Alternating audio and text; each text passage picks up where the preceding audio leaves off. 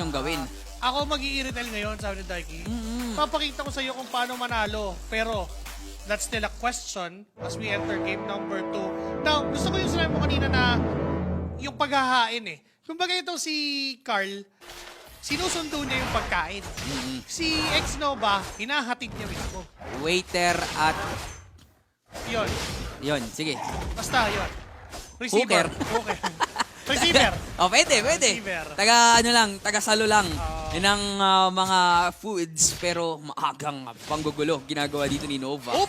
Kailangan yun ni X-Nova sa totoo lang na magbigay agad ng pressure early game pa lang. Kasi kung hindi, baka sila yung ma-pressure ng RQ knowing na match point na to and makikita natin yung galawan ng RQ, mas confident sila against RSG. Sa contradicting din talaga yung playstyle nitong dalawang roamers na to. Yung Franco, may bush play. Ang gagawin nyo dyan hawakan yung bush, pag may dumaan, kagat or hook. Ito namang si X-Nova, vision play. So kailangan niyang nagka-face check siya personally. Etong si Franco, humuhook pang check bush. So parang masasabi natin na medyo magkakaroon ng parang mas risky play mula dito kay X-Nova. Kasi sumisilip-silip siya doon eh. Tapos kung ma-sandwich siya, tsaka siya mabibigyan ng RQ. Pero RQ naman, kung hindi tumatama yung hooks, wala naman silang mapapalak. Kailangan, yun yung kailangan na isipin ng dalawang roamers natin. And also, for their mid laners, si Shocker, kailangan laging nakatingin kay Carl. Ito namang si Okir, okay lang na hindi niya makita yung sinisipan ng X-Nova basta makapag-provide siya ng damage doon sa dapat na target. And right now, nagiging reactive na naman yung dalawang kupunan natin. Diba? Parang kung may makita dito, tara, try nga natin yan. Pero may nakita din si Dre Scofield na parang, uy, nandito pala si Mark TC. Try ko nga mag-hello kasi nandyan na yung turtle. Nasisimulan nga to ni Mark TZ, pero ang hirap kasi talagang kalaban eh. Ng isang Lancelot, pero yung dalawang roamer. May sarili silang buhay. Nakatingin na ako dun sa nakapwesto dun sa turtle eh, pero sila, tara, mag-hi hello din tayo dito, maglaro-laro din tayo dito. Actually, maganda yung ginagawa ni X-Nova kasi tinatanggal niya yung presence ng Franco doon sa team fight. Now, for RSGM, kailangan lang nilang ma-sure na makukuha nila to. Knowing na this is a friend of the Lance, may flicker penalty zone na bigla-bigla na lang, tapos bigla may paglubog, and yung turtle, pas first blood, makukuha ng Kingdom. Akala natin, ang babagal lang ng tempo, pero ginulat ni Ferds ang mundo sa pagbibigay ng penalty zone na yun. Yung penalty zone nga, akala ko lumapag na dun sa tabi ng turtle eh. Pero may flicker pala. Parang pati yung pag-cast ng ultimate, nalito na rin eh. Nagulat na lang tayo lahat na bigla na lang. Nandun pala, pero merong inaambang sipa si X-Nova. Kaso, ang sakit na rin. Ang damage talaga ni Mark TZ. Nabanggit mo to kanina na after niya mag-War Axe, diretso siya ng BOD. Hindi na siya nag-Thunderbelt. Hindi to Tancelot. As in damage. Lancelot to. Damage talaga ang nararamdaman ng RSG Mista. So makikita nga natin ngayon na ramdam yung confidence ng RRQ. Kahit na nagtatago lang dyan si Carl, okay na yan sa kanya eh. Kasi alam niya na hindi naman ako kayang i-burst down at mukhang bibigyan doon si Dre Scofield. May pagagat lang din naman. Kakasungal. Nag-flicker siya. Palayo. Ito na naman yung flicker ni X-Nova. Makukuha niya si Carl pabalik. Kinagat mo ko ha. Ngayon sisipain kita. And now, Daiki on the bot lane. Mukhang nahihirapan siya ng onte against kay 1-6. Sino bang lamang dyan sa dalawang yan? Well, I can say irritate kung 1v1 ang tinginan at this moment. Pero, sa nga. ginagawa ni 1-6, medyo hindi eh. Kasi, binibigyan niya ng sakit ng ulo na basta nakaka-art of thievery ako, basta nakakapag-clear ako ng minions, hanggat nakaka-survive siya at di namamatay. Pero kakalevel lang ni 1-6 dito to level 6. Si Daiki, kanina pa siya level 6. Lamang lang sa gold plating. Ito nga si 1-6. So parang ang hirap sabihin. Sino ba yung lamang dito sa dalawang to eh? Kaya nga, napapantayan eh. Magkakatalo to kapag sumama na sa team fight. Doon na natin makikita yung sagot sa katanungan. Pero look at Mark TZ, pinipirma na yung sulatan. Kaso nga lang, wala siyang makukuha doon. Clear lang na minions. Ano siya doon eh? Nagsulat siya doon ng letter M. Mamaya A, mamaya R, mamaya K. Ay! Gusto niyang tantosan ng pangalan niya. Pero Turtle is up. Vayne dito trying to zone out. Pero may sariling mundo. Si Carl doon. At mukhang nandito na si X-Nova. Titingnan niya kung kaya niya sipahin si Martisi, pero yung bottom execution, mawawala siya doon. Kasi yung turtle ay mapupunta pa sa side ng RSG Mesta. That's Dre Scofield on the Retribution. Si Vayne. Hindi pa rin tapos. Martisi on the other side, hinahabol niya si Vayne, pero nito yung tropa ng RRQ para suportahan siya, kaso late na. Nice zone coming in from Vayne. Yung dalawang XP-laner, pinapakita talaga nila yung mismong lakas nila dito. Pero 2 versus 1, wala pa ring magawa ang RRQ against 1-6. Na blazing duet lang yung kailangan. Tapos athletic naman ako because of that quantum Ay. charge. Kaya-kaya ko nang umiwas sa inyo. Pag-follow niya, sabi niya, oh, so athletic. Sabi niya gano'n eh. Ang bilis eh. Di ba? Pero ngayon may kagat naman, tapos meron pang pag-knock-up galing doon sa Six kadita na ba? ni Shocker. Pero ngayon si Carl na ang target. Boom! Yung kinopyang Rough Waves, yun pa yung mas masakit. Kaya aatras, pero hindi. Iba ang plano ng RRQ kahit ito. Gusto nila i-clear yung minions sa mabilis, tapos balik sa kanya-kanyang lane para makuha at mahawakan yung kalamangan nila. Pero RSG Mista, mukhang nakakahanap din sila ng mga ganoong pick-offs na kailangan. Yung mga paggaya ni Okir, ito na yung sinasabi mo eh. Ganalicious kasi marami talagang pwedeng kopyahin against RRQ. Meanwhile, si 1-6 dito, mukhang kailangan na rin talaga ito pansinin ng RRQ. Mukhang si Shocker ang magiging target at hindi sila nagkamali ng target doon. Hindi na nag-proc yung Thalassopobia. Hindi na kinaya pa kasi na-burst down lang din agad. Nakakatakot talaga eh. Yung mga sipa netong si X-Nova na kanina meron at merong pipigil sa kanya pero ngayon mukhang unstoppable na si X-Nova. Tulong naman sa dito sa may bandang ibaba para yata makuha na talaga nila yung kailangan nilang lead. Pero when it comes to the gold, lamang pa ng ilang daan lang ang RRQ. Medyo, eto, labamang na ng 40 naman. Ayan. Yung RSC Vista. Palit Medyo, na. pumapalit-palit lang at 8 na around lang. negative positive 100 lang yung palitan nila dito. Pero still, we can say na itong dalawang kupunan na to, yung balagbagan doon pala sa may turtle, si X-Nova na naman yung unang mawawala. Pero si Vayne ay naka-immortality na, kaya medyo kailangan na i-watch out. Pero wala pa doon ha. Kanina si Mark TZ. Sinisimulan na ng RSG Mista itong turtle take. Ang ganda ng zone out na ginagawa dito ng RSGM. Pero nandito na ang RQ. Lost Insanity, pero yung retry pa rin ni Dre Scofield. Tapos yung Penalty zone! na kinopya lang ni Okir. Kung kanina ikaw gumawa, Boom! naman ngayon. Tapos biglang may mga pagpaypay. Uy, Andun pa rin yung damage. Si Dre Scofield is down and si Daiki naman ang nagwawala ngayon. Si Ferds, Tinoino naman. Kaso pumirma na. Ito na yata yung ace Ay, of sige pa. RTV niya. Kaso pinigilan agad. Tinuldukan na ni X-Nova. Hindi ko naman kailangan ng pirma mo eh. Ang kailangan ko gayahin yung penalty zone ni Purge para mag-set up sa mga kampi ko at itutuloy namin yung aggression na nakuha namin. Shocker dito, mapapagamit pa nga siya ng kanyang ultimate, pero that is not gonna be enough. Sakto pa rin yung damage ni Okir. Kaso nga lang, sakto rin yung hook ni Carl sa Uy, pagkakataon 1-6. na yon. Pero si 1-6. Daiki, ang target niya si 1-6 1-6. tapos flicker in para maabot ng basic attack.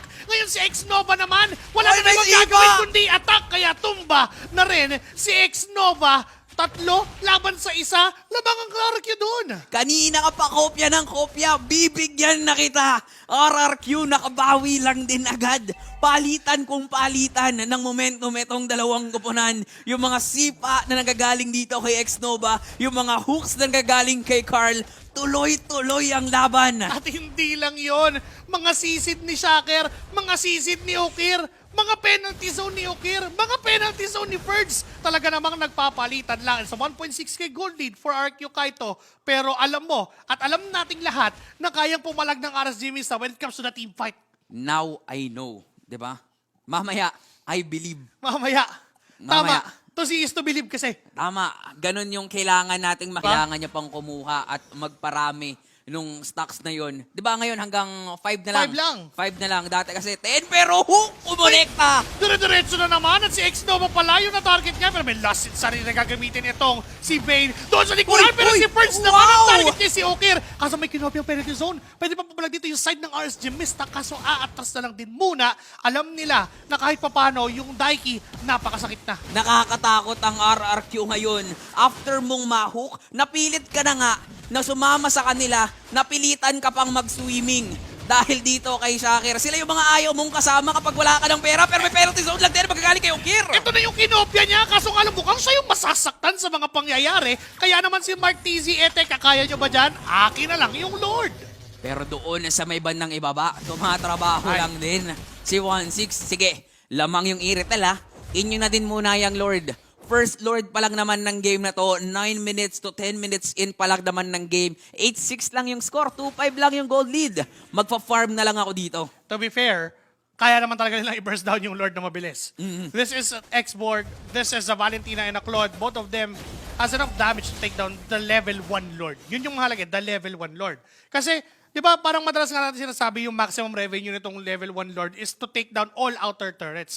Pero right now, it's impossible to say kasi RSG Mista, meron pa silang first tier turret sa mid lane, talagang hindi nila binibitawan. Hindi rin kasi ganoon kalaki yung lead ng RRQ para matakot ang Mista na pumalag. Makakita na naman tayo dito ng mga sipa mula kay Xnova, pero si Carla, ang Ganda ganda pwesto. ng pwesto niya dito. Pero walang makikita ang hooks kasi lumayo ang mga miyembro ng RSG Mista. Pero nararamdaman na rin nila na parang gusto nga talagang kunin ng RRQ yung mga outer turrets. Pero hindi talaga nila makuha eh. Hindi pa, talagang ang ganda ng depensa pinapakita. Tinan mo naman, Ayan, no. kukumitan ng Blazing Duet just to Uy.